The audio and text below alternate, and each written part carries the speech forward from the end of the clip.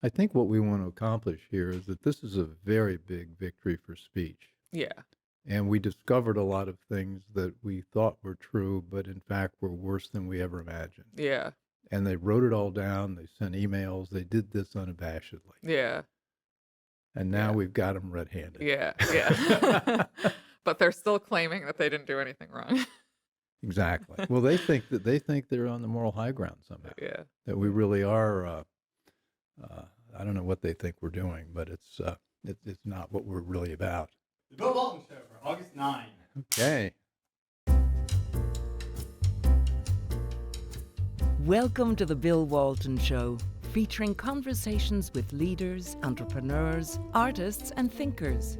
Fresh perspectives on money, culture, politics, and human flourishing. Interesting people, interesting things. Welcome to the Bill Walton Show. I'm Bill Walton. Well, we've all heard the phrase, I may disapprove of what you say, but I would defend to the death your right to say it. Well, we've just learned that the federal government does not agree with that. That there are many things that the Biden administration and maybe some of the predecessors think that they don't want us to think or say. And we've just seen what that's about in a recent victory in which court are we in? The Western District of Louisiana. The Western District of Louisiana. The Okay. federal court. Yeah. And I've got Jenin Younes back again, wonderful Jenin Younes back from the New Civil Liberties Alliance, who's their litigation counsel, and she was the lead lawyer on a case called State of Missouri versus Joseph R. Biden Jr. And what the judge found was an incredible amount of censorship going on at the behest of the federal government and federal government agencies, pushing the social media companies to censor, ban, and otherwise stifle the speech of people that disagreed with its policies. Is that the gist? That is the gist, yeah.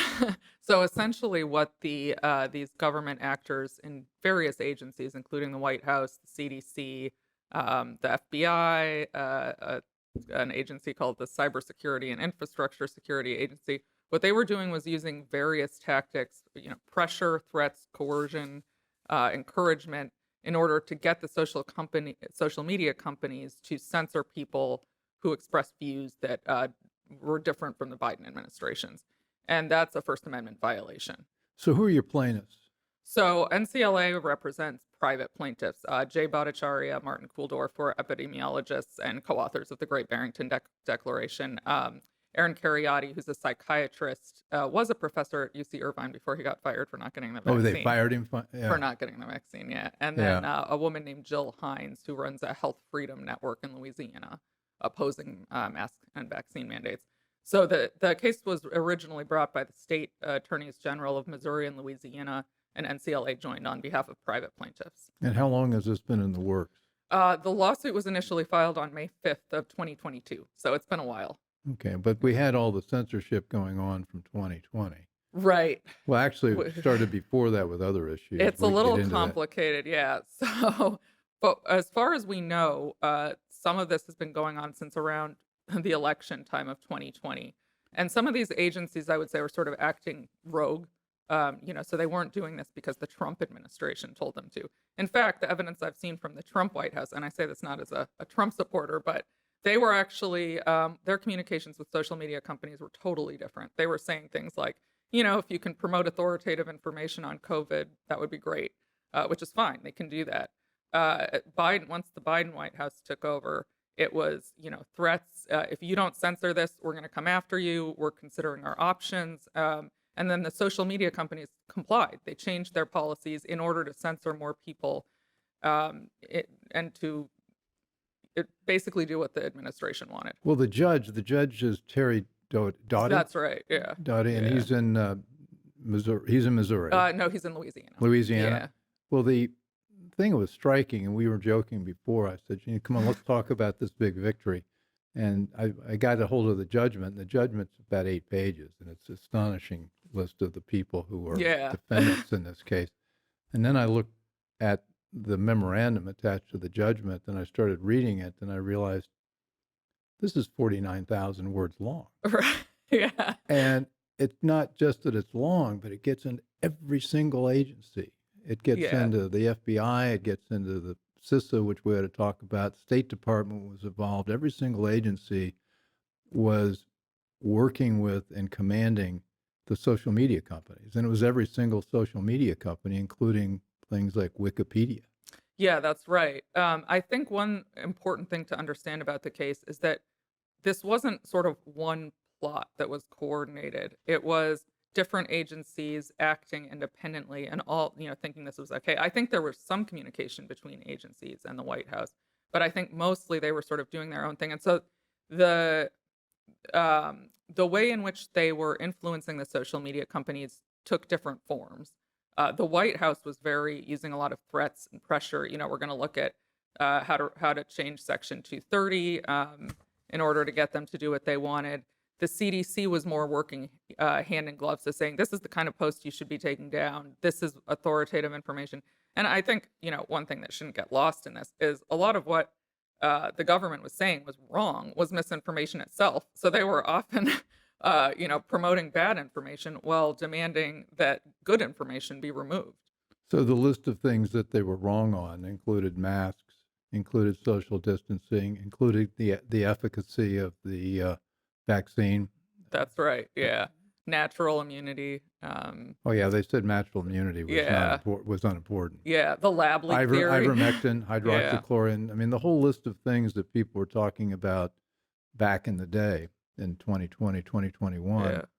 and we weren't allowed a debate. They just Right. wanted to shut it down. Right, exactly. And that's, I think this case kind of illustrates why we have a First Amendment, uh, because we need to be able to debate these things. COVID was a new disease. There was actually a lot that was unknown.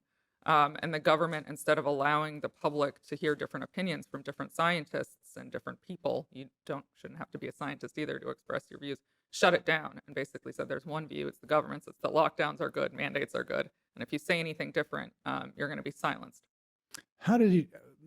I want to get into the particulars with the agencies, but I was impressed by the amount of research that was done, the amount of testimony, the amount of text, the emails that were uncovered to build this case, because we're not just shooting from the hip here, and the judge wasn't shooting from the hip. He called it. He said if this is true, and I think he concluded it is true. Yeah. He said the present case arguably involves the most massive attack against free speech in the United States history. Yeah, I agree with that. I've been saying that since the beginning since we brought this case, and actually since I brought a similar case before it. There has never been a situation in which the government could silence or suppress certain views in the amounts that it can with social media. I mean, in the 1970s, the government could call a newspaper and say, please don't print this story, or if you print this story, we're going to come after you. But that wasn't really the same as shutting down debate in the modern public square, which social media is these days. Well, let's do an example. The Great Barrington Statement. What was it that Fauci came out and Francis Collins came out, who were then the top guys in the health establishment in Washington, and said this comes out, and your clients, who are probably a lot more famous than they are and a lot more accomplished than they are, said these guys are just quacks. Yeah, so the Great Barrington Declaration was censored in 2020, and I think First early explain what 2021. that is. Oh, sorry. Yeah. Yeah. So Jay Bhattacharya, Martin Kulldorff, epidemiologists at Stanford and Harvard, respectively, and then Sunetra Gupta, who's at Oxford, some of the top epidemiologists in the world, wrote a short treatise basically calling for an end to lockdown. This was at the beginning of October of 2020.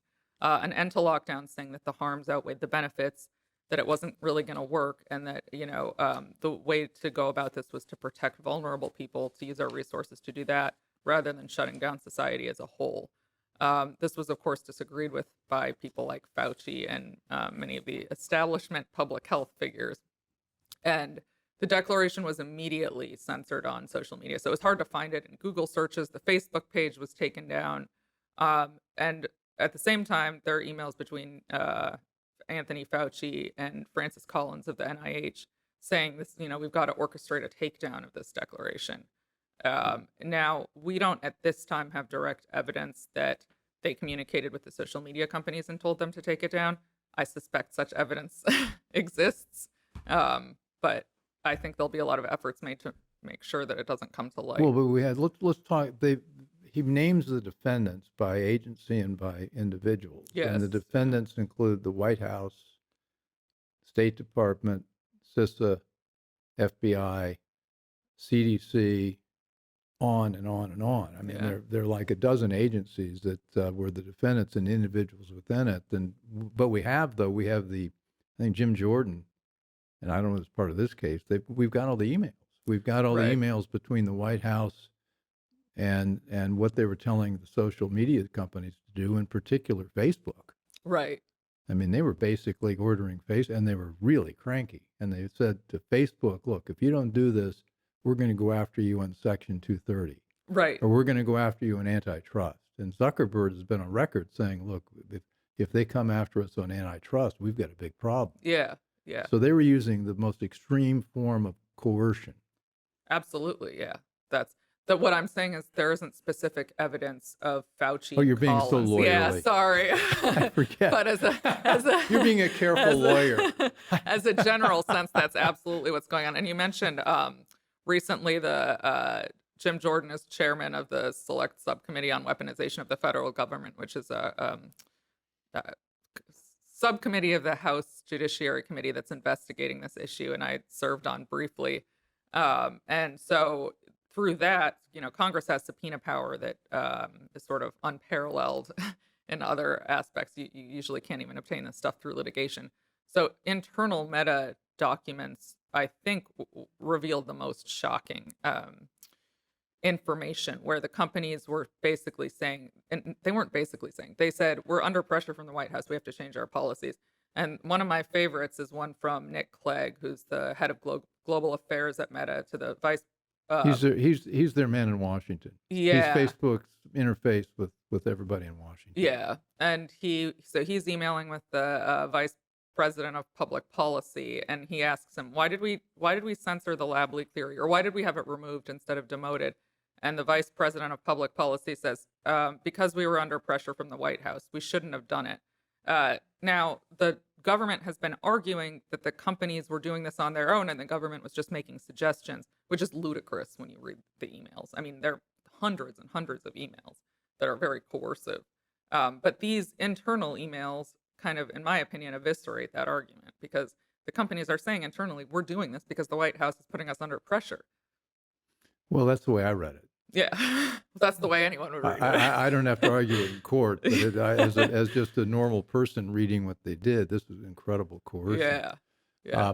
The Bill Walton Show. I'm here with my great guest and good friend Jenin Younes, who's the lawyer on a case that we just received a summary. What was the verdict was called? It's a preliminary injunction. Preliminary injunction, Missouri versus Biden, which shows how the extent to which the federal government and the agencies were using social media to censor us. And the list of things that they were censoring, Jenin, is, we've been talking about COVID, but, I'm looking at some notes here. It was not just efficacy of masks and lockdowns and things like that, but they were censoring conversation they didn't agree with about the 2020 presidential election. Yeah. The security of voting by mail.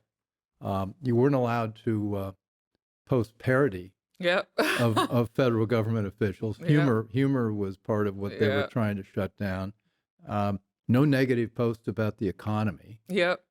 And no negative posts about Joe, President Biden. Yeah. So it was really anything that was in opposition to the Democrat regime, they were trying to censor. Yeah, exactly. And I mean, there's also the Hunter Biden laptop story is a big one. Which elaborate on that, because the FBI was in early on that one. Yeah, that was mainly the FBI. So what the FBI did was, and this has sort of come out through the discovery here as well as the subcommittee's investigation, the FBI went to the social media companies and said, there's like a Russian hack and leak job coming.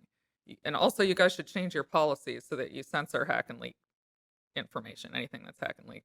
And also, it's probably going to involve Hunter Biden's laptop. Meanwhile, we know from depositions and their emails that they knew that Hunter Biden's laptop was not Russian disinformation or the result of a hack and leak job, that it was real, like, so to speak. It was existed and it was his. And so they were telling the companies this while they knew otherwise. And that was clearly an attempt to get them to censor the story. And the judge in this case found that they had coerced the companies by way of deception. So if the government is getting the companies to censor things by deceiving it about the nature of the material, that's coercion.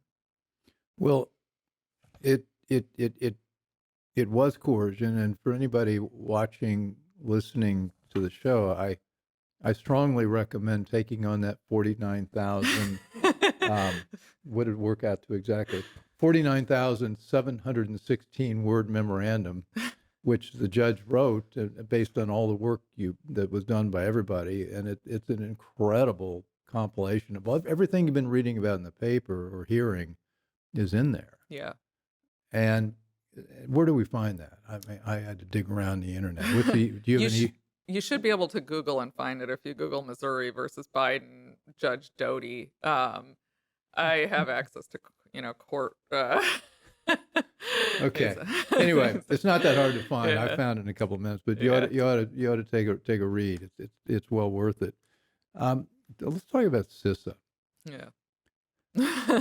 I had Ben Weingarten on. He gave a testimony to one of the I think it's the House committees on CISA. Yeah. The Cybersecurity Information Infrastructure Security Infrastructure Agency. Security Agency. Talk about CISA. Yeah, they're a subcomponent of DHS, or a sub-agency of DHS. So they were initially charged with protecting the infrastructure, so bridges and stuff like that, as well as the internet. Like we don't want like regular infrastructure. Yeah. Like we don't. I mean, we also don't want a foreign government to be able to hack into our cybersecurity, cyber infrastructure, and get into bank records, whatever, that kind of thing.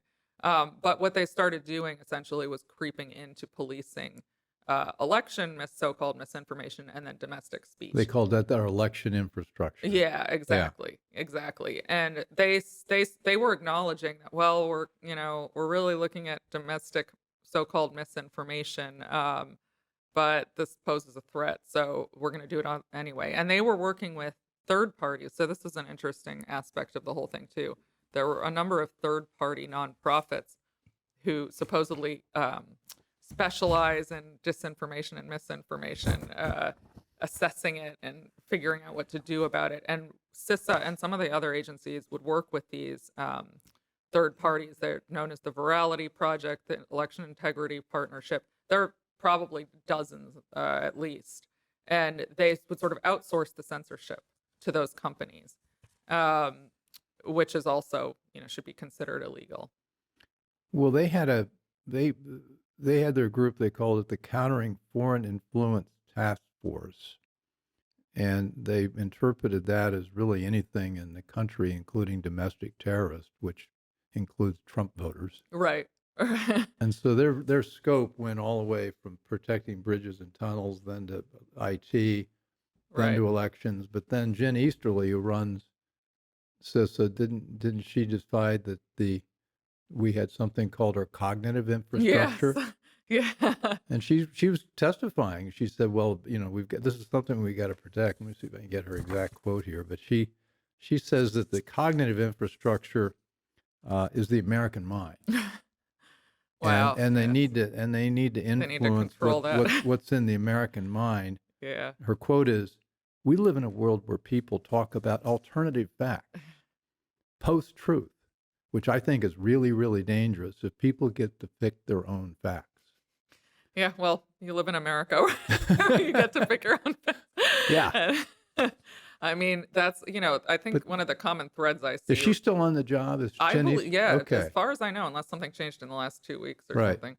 I mean, one of the common threads I see through a lot of these government bureaucrats and these agencies who are doing this is that they think that they have a handle on the truth, and that Americans are babies who need to be told what the truth is, and they can't be exposed to different points of view and make their own decisions. And that's exactly what the First Amendment was designed to protect against. It says that every American has the ability to decide for him or herself what's true, and to hear different opinions and to make up their own minds. Well, it's sort of the basis of all our freedoms. Exactly. I mean, everything else, stems from that. Exactly. Right. Well, there was one where she teamed directly with the State Department's Global Engagement Center, Yeah. and they were again trying to flag emails and posts for parody and jokes. Yeah. But it's interesting. They wanted to target inaccurate information, and we talked about COVID and vaccines, et cetera, but also racial justice. Right. Yeah.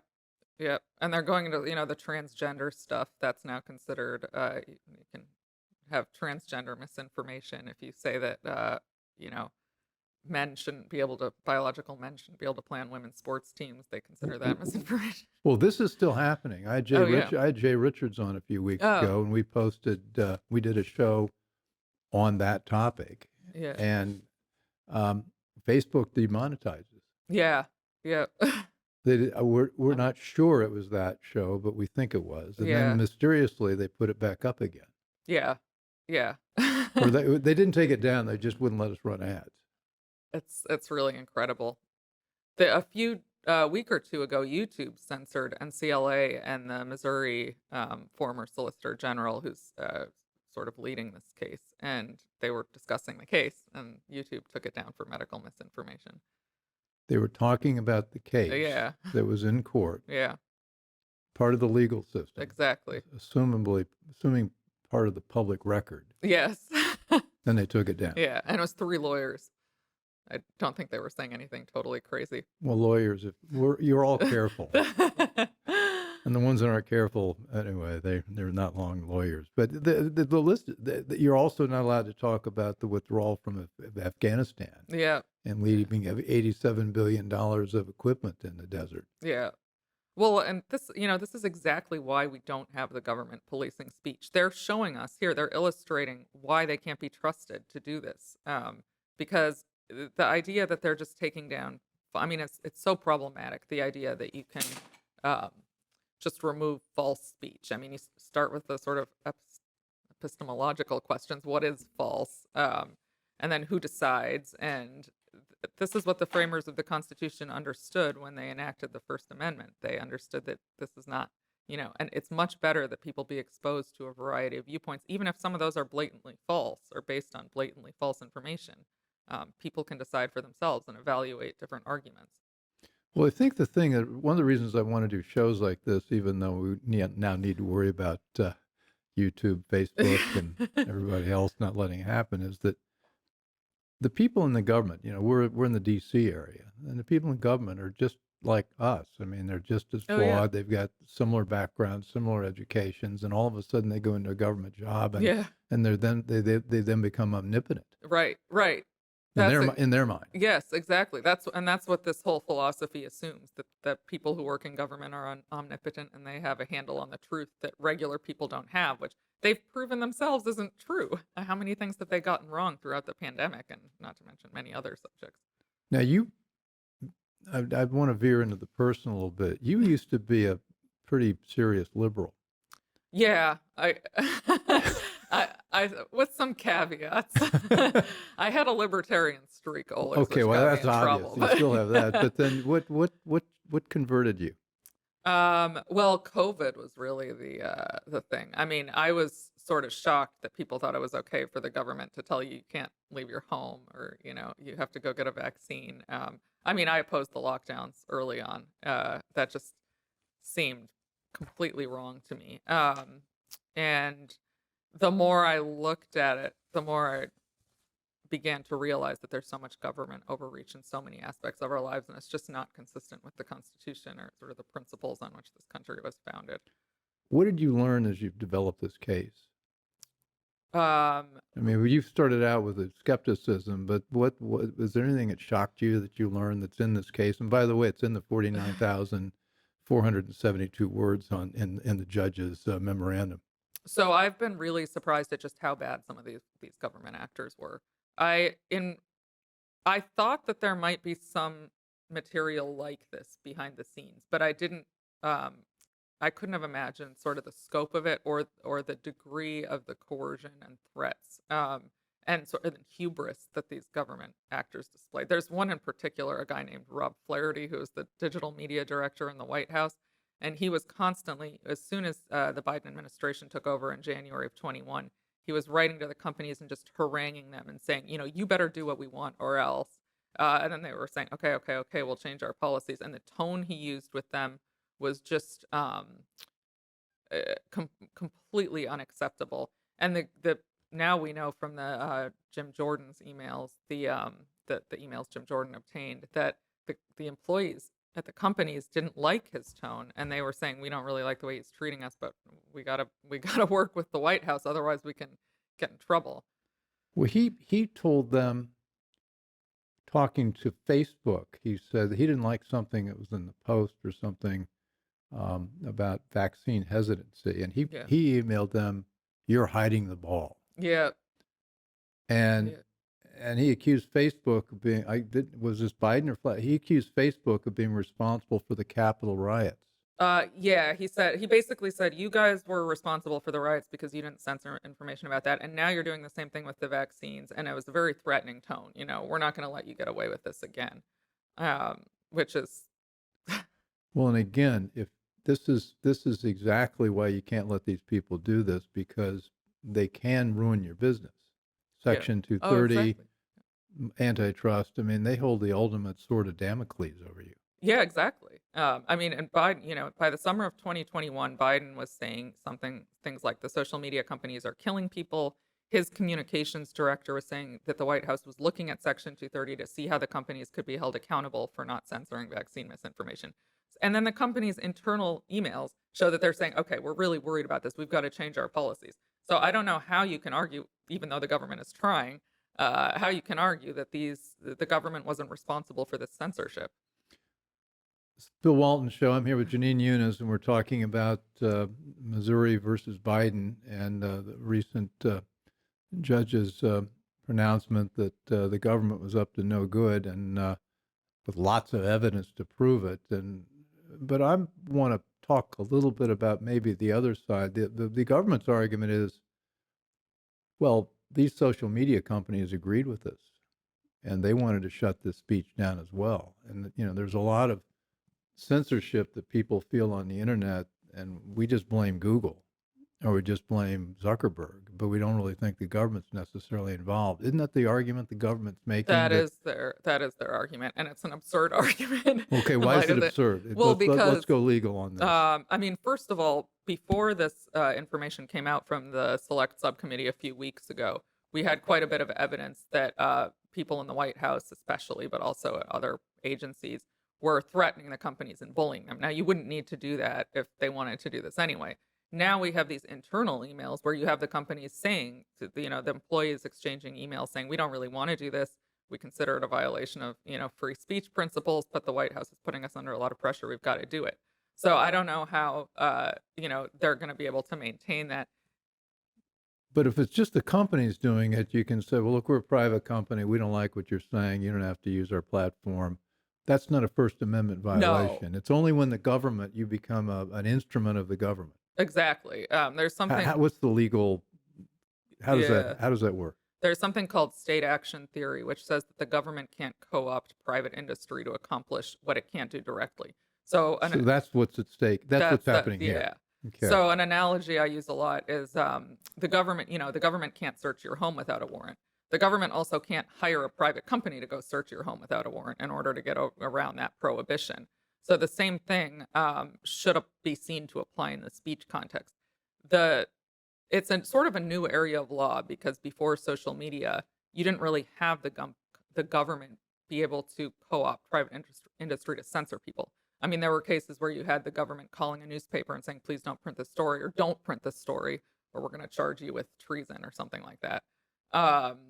But that didn't, it was a little bit different in that, the newspaper isn't responsible for serving as a platform for, millions of voices. So if the newspaper complied, that was one story that was censored, and that was the Pentagon Papers case was said that they can't do that. But But the effects of this are really tremendous because of the nature of social media. The ruling, there's going to, the government, of course, is appealing all this. Yes. And that's uniform. Are all the agencies all in? And how many? They have 53,000 lawyers involved in this. DOJ is obviously DOJ is referenced. running point. Yeah, yeah. And there's going to be, it's now August 9th, and there's going to be an oral argument tomorrow, August 10th. Yeah, that's right, in the Fifth Circuit. What happens in an oral argument, and where does this push this? So it's before a 3-judge panel, which is how they usually are. And the judges typically ask questions of the attorneys. I imagine this will be what's called a hot bench, where the judges ask a lot of questions because it's a big case. In this case, they also expedited briefing, which indicates that they consider it to be an important case. So things are going to happen fast. I think we'll have a decision by the end of August. And then it's very, very likely to go to the Supreme Court. Now, during oral argument, you typically get a very good idea of what the judges are thinking. They kind of allow the public to know how they feel based on the way they ask the questions. Well, what Judge Doughty found, and I think you've got to find this to make the case. I don't know what he ordered them to do, but you have to find, I guess, number one, significant encouragement and coercion. And he found that. Yeah. So he was saying there are basically a couple of means through which the government can sort of co-opt private industry. Now, if you coerce them, if you say, if you don't do this, if you don't do what we want, censor people, or else we're going to impose consequences that are going to cost you a lot of money, that's coercion. Then that's one way of doing it. Also, significant encouragement, so that I would say is a little bit less developed in the legal context. But I think significant encouragement should be considered a First Amendment violation. If the government is saying, hey, you guys should really be taking these posts down, it's dangerous, we're not going to do anything if you don't, well, maybe if they explicitly say that, but we really think this is what you should be doing. Just be good citizens and do that. I think that should be considered a First Amendment violation. The government shouldn't be involved in, censorship at all. But Flaherty said when he was after, I think it was YouTube, he said, your YouTube video was shared at the highest, and I mean the highest level in the White House. And he went on and on and on. And he said, he said the concerns were shared. The concerns were shared, which was very coercive, because I was saying the president himself has the president of the United problem. States was telling them this was the problem, and then he repeated it again. He said, and just remember that I'm in the highest levels at the White House. Yeah. No, don't get me wrong. This was coercion. A lot of don't it. be too worried. No. I want to be clear. I think this was extremely coercive, and I think that's exactly what was going on here. But I don't even think the bar should be that high. I think the government also shouldn't be able to work with private industry, even if it's done voluntarily, in order to censor people based on viewpoint. And then he also found irreparable harm. That's right. Yeah. That's required for a preliminary injunction. Okay, so he found both those to be the case. Now, in the oral arguments, what's the federal government going to push back on? They're going to argue that the companies wanted to do this. Okay. And they're also, and then another issue, which might be boring to most people, is another issue is standing, which is it's related to, but so there are three issues. The third one's standing. Well, yeah, standing. Yeah, I didn't clip that out. I thought it was boring. It is. It's illegal. You have to show that you've been injured. And it's a very complex legal analysis. So in the First Amendment context, typically, if you can even show that the government's conduct is causing you to self-censor, like you're afraid of being removed from social media, so you don't say the things you would have, you don't need to show directly that your posts were removed because of the government, which would be very hard. Although some people can, like RFK Jr. can, because the government made specific demands that his posts be removed. Well, he was part of the disinformation dozen. Yeah. Talk about the disinformation. I didn't. Somehow I missed it. I was thinking I didn't know about the disinformation. Evidently, there were 12 accounts that were responsible for 73% of what they called. Well, this is them. Yeah. There are 12 accounts, 73%. We can go after that disinformation dozen. Yeah, so this was a group of people who didn't necessarily work together, but they had been identified by this nonprofit called the Center for Countering Digital Hate. And what they really do is they go around trying to shut up people they don't like. Right. They are not about any kind of hate speech or anything. So they had identified this group of people and claimed, basically, they just pulled some statistics out of thin air. They're responsible for 73% of the misinformation on COVID vaccines on the internet. If Facebook just gets rid of them, it'll solve all our problems. But if I saw this and I started researching it, then that just shows you how this works, though. There must have been 50 articles on the disinformation Yeah. dozen. What was it, 2020, 21 Yeah. when they started? That was all, and then really terrible, Yeah. the dirty dozen. Exactly. And the White House and the Surgeon General just accepted these statistics without really very much basis. And the internal emails from Facebook show the people at the company were like, really didn't buy this. And they said, well, I don't know where they're getting these numbers from. This really isn't right. We think it's more like 0.05%. But this seemed like a good political target for the White House, I think. And so Biden and some of his staff sort of zeroed in on this as a focus. They got to get rid of the disinformation dozen. And what do you know? Right in the summer of 2021, when they were putting all this pressure on the companies to get rid of the disinformation dozen, even though the companies said initially they haven't been violating our policies, all of a sudden they all lost their accounts. So we know why Well, that even happened. they were once again going back to our buddy Flaherty. I guess in 2021, he said he didn't like that they weren't getting the dirty dozen, the Yeah, the disinformation dozen off yeah, fast yep. enough. He said, "Are you guys effing serious? I want an answer on what happened here, and I want it today." Yeah, yeah. So you get a call from the White House. Okay. Yeah.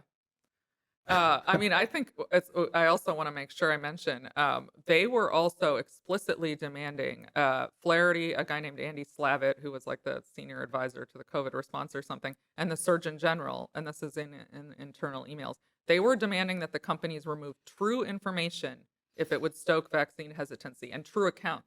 So if you and especially if it lacked context. So if you suffered a severe adverse effect after getting the vaccine and you wrote about it, if you didn't say, but this is only suffered by 0.01% of people who get the vaccine, they would consider that, they call it malinformation. So true things that lack the appropriate That's context. the most evil term. Yeah. There's disinformation, misinformation, and malinformation. And malinformation, something can be true, Mhm. but they don't like the way you use the fact. Exactly. So they were censoring true stories, true accounts, because it was not good for their agenda. Well, so let's talk about, this is the Bill Walton Show, and I'm here with Jenin Younes, and we're about to talk about Dr. Fauci. Dr. Fauci's named in this lawsuit. Yes. What was his role? How did he come up? I mean, I've got some notes here. I'd rather hear it from you. Yeah. So he initially came into the picture in the sort of fall of 2020 because he was demanding censorship of the Great Barrington Declaration, which we discussed earlier. Yeah. And sort of anyone who disagreed with his lockdown strategy to mitigate the spread of COVID. Now, we know that he played a major role in trying to get the lab leak theory silenced, probably because he was responsible for funding gain-of-function research, which means ultimately he may have played a rather large role in the COVID pandemic in the first place. They wrote a paper called The Proximal Origin of COVID-19. Yep. And that Yeah. was published in Nature magazine? Yeah. And it debunked anything that stated anything. It couldn't have occurred in a lab. It had to occur in nature. Yeah. Well, meanwhile, they were exchanging emails saying that they thought it was quite possible it came from a lab, but that wouldn't be very politically convenient for them. So This is stunning. it is stunning. Now, And again, we felt this, we heard this, there are rumors, everybody's talking about this, but this has all been now pretty much documented. yeah. Yep. And I mean, I'm going to speculate a little bit, even though I try not to. At this moment, we don't have direct evidence that Fauci asked the social media companies to censor the lab leak theory. But what we do have is emails from Facebook, internal emails, where they're saying, why did we censor the lab leak theory again? And another employee saying, because we were under pressure from the administration. We shouldn't have done it. So why would the administration have wanted to censor the lab leak theory? That's a question I've asked myself. This wasn't like the vaccines where They were clearly, the Biden administration had made vaccinating as many people as possible central to his campaign and his agenda. Why the lab leak theory? I suspect it's because that's what Fauci wanted. I don't have evidence of that at this moment, but I'm hoping we can get it. Fauci was using the money from his agency to fund the Wuhan lab, Right. to do gain of function. And a lot of people believe that Fauci had an economic interest in some of the products that were being developed there. Right. I mean, why would he be concerned? Exactly. Exactly. And now he's retired. He's how old is he? 85. Something like that. These cases drag on forever. Yeah. The case may not be closed by the time he departs the moral Yeah. court. Who knows? But Anyway, true. and then he says he also testified he never contacted a social media company to ask them to remove information from their platforms. Yes, he says that, but we don't know that. Okay. That's true. He's not the most honest person. So why don't you sum up a little bit, because this is ongoing. The oral arguments are tomorrow. We're going to have to come back to talk about where it goes. Are we optimistic it's going to go through these judges? I mean, I know you got to be careful as a lawyer. I want you to be a careful lawyer. But it seems like a lot of this is so overwhelming that I don't know how you throw it out. Yeah, I suppose, to play devil's advocate, my fear, and I don't think this is a proper interpretation of the First Amendment, but my fear is that the court will say it's too hard to police the government in this way. In order to have a First Amendment violation, you have to have a specific threat and a means to carry that out. So the government actor making the threat has to actually have the power to carry that threat out. These kind of general threats, I don't think that's a so correct. If we had only one threat, we could deal with it. But here we're dealing with 53,000. It's just too much. Yeah. And they were making specific threats, also, to be clear. Now the government says they didn't really have the ability to carry those things out, certainly not without Congress, et cetera. I don't think that's true. And I don't think that's the proper standard for assessing whether this is a First Amendment violation. But that would be my fear. That's the way I don't think that they're going to buy the government's argument that there was no pressure or that these were just suggestions. That's not how you can read these emails. So I am optimistic. The Fifth Circuit is sort of it's a reliable predictor. They'll get to the right outcome. Yeah, they tend to. Well, the Supreme Court tends to follow them pretty closely. I want to congratulate again on this brilliant work. And I know you've got a team and we other do people have a team. There are lots of very brilliant people on this. But the New Civil Liberties Alliance has done amazing work here. Oh, thank you. And I'm a big supporter, and I think this was a big win. Let's hope we get through the oral pretty well, and this thing proceeds. Yep. Okay. Well, thank you so much for discussing this with me. Yeah, great to have you on. You'll be back, I hope. For sure. This has been the Bill Walton Show. I'm here with Jenin Younes of the New Civil Liberties Alliance, and we're talking about her exceptional case, Missouri versus Biden, which I think is something we've all been hoping would happen, and it's happening, and it's a good piece of news. Hope you'll join me on future shows. Hope you like this one. Please send us your comments on best place is probably Substack or thebillwaltonshow.com. And again, to plug something new we're doing, join us on Insider Access Live, which is a Zoom interactive Q&A show where I'm talking with guests live on Zoom rather, and we're going to be going back and forth with tough questions or maybe hopefully easy questions. So anyway, look forward to talking with you on that and others, and we'll be back with you soon. Thanks. I hope you enjoyed the conversation. Want more? Click the subscribe button or head over to thebillwaltonshow.com to choose from over 100 episodes. You can also learn more about our guest on our Interesting People page.